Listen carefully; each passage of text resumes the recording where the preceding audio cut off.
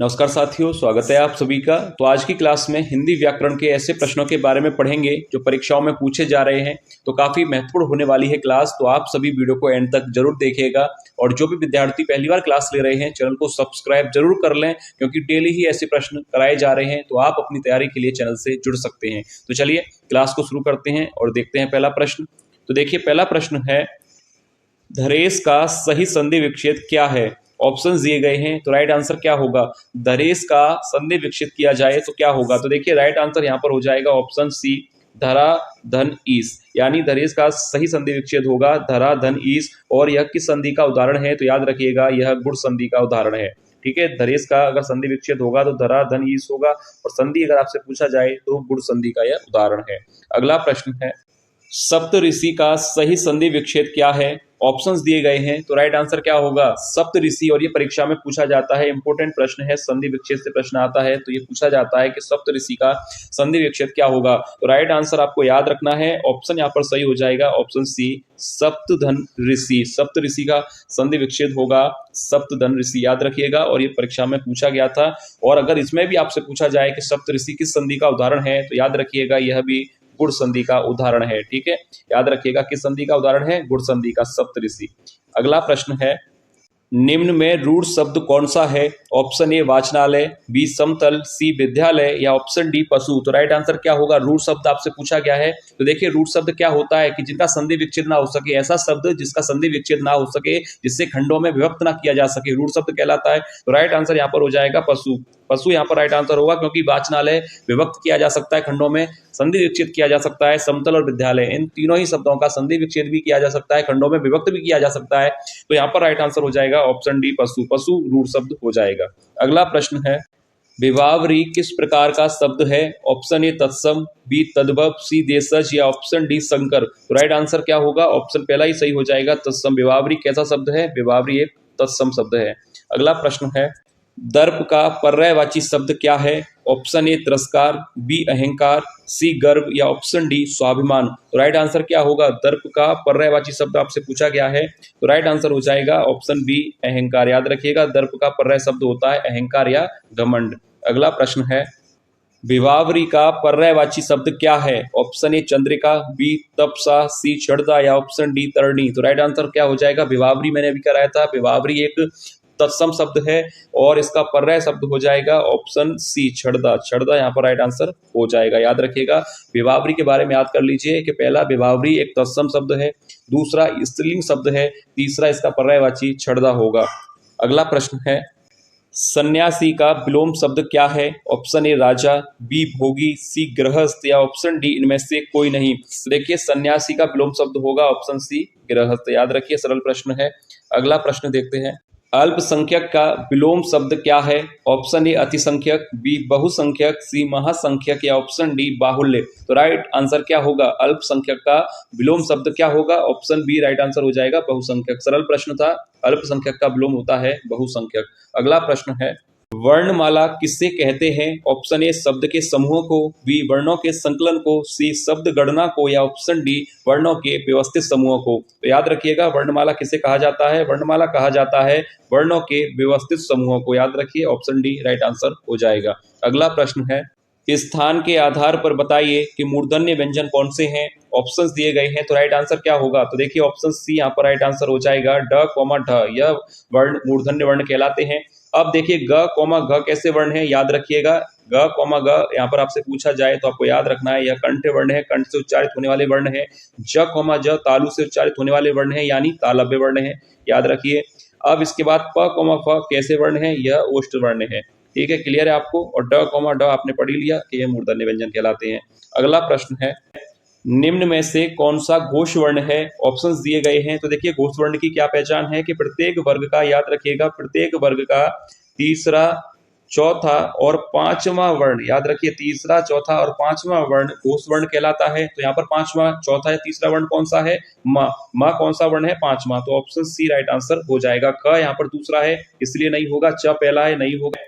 आजकल आयुर्वेदिक औषधियों की विश्वसनीयता बढ़ रही है, कौन सा शब्द सही है? एक तरह से आपसे आयुर्वेदिक यानी शुद्ध वर्तनी पूछा गया है कि आयुर्वेदिक को शुद्ध रूप में कैसे लिखा जाता है, तो ऑप्शन बी राइट आंसर हो जाएगा। याद रखिएगा। अगला प्रश्न है मंद का विलोम शब्द क्या है? ऑप्शन ए सुस्त, बी द्रुत, सी शीघ्र या ऑप्शन डी त्वरित। तो राइट आंसर आपको याद रखना है, सरल प्रश्न है, ऑप्शन बी राइट आंसर हो जाएगा, द्रुत। याद रखिए। अगला प्रश्न है, शुद्ध वर्तनी का चयन कीजिए। ऑप्शंस दिए गए हैं। सन्यासी, सन्यासी परीक्षा में पूछा जाता है कि किस तरह से लिखा जाता है, शुद्ध वर्तनी क्या है सन्यासी की। तो देखिए ज्यादातर कंफ्यूजन होता है ए और बी में। देखिए सी और डी तो गलत है, इसमें तो कोई दिक्कत है नहीं। ए और बी यहाँ पर कंफ्यूजन करते हैं परीक्षा में, तो आपको याद रखना है ऑप्शन ए। ध्यान से देख लीजिए, सन्यासी इस तरह से लिखा जाता है, आधा ना भी आएगा और अंक की बिंदी भी आएगी। याद रखिएगा सन्यासी। ऑप्शन बी गलत है, सन्यासी में आधा ना और बिंदी ये दोनों ही आते हैं, तो ऑप्शन ए बिल्कुल राइट आंसर होगा। अगला प्रश्न है, निम्न में विकारी शब्द कौन सा है? आज, यथा, परंतु या लड़का। सरल प्रश्न है, विकारी शब्द क्या होते हैं आपको पता होगा, ऑप्शन डी राइट आंसर हो जाएगा, लड़का। लड़का कैसा शब्द है? लड़का विकारी शब्द है।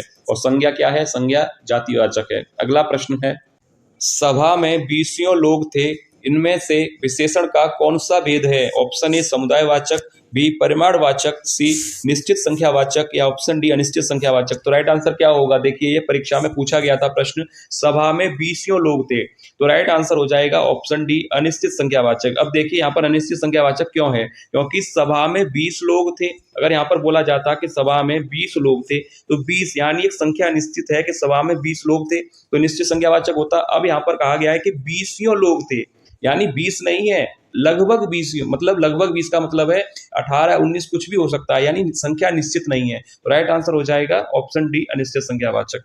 अगला प्रश्न है, सुमित सो रहा है, वाक्य में क्रिया का कौन सा भेद है? अकर्मक, सकर्मक, प्रेरणार्थक या द्विकर्मक। तो राइट आंसर क्या होगा? सरल प्रश्न है कि सुमित सो रहा है, तो जहां पर कर्म हो तो वहां पर सकर्मक, जहां पर कर्म ना हो वहां पर अकर्मक। तो राइट आंसर क्या होगा? यहाँ पर कोई कर्म है, सो रहा है, सोना कोई कर्म थोड़ी है, तो यहाँ पर राइट आंसर हो जाएगा ऑप्शन ए अकर्मक। सरल प्रश्न था।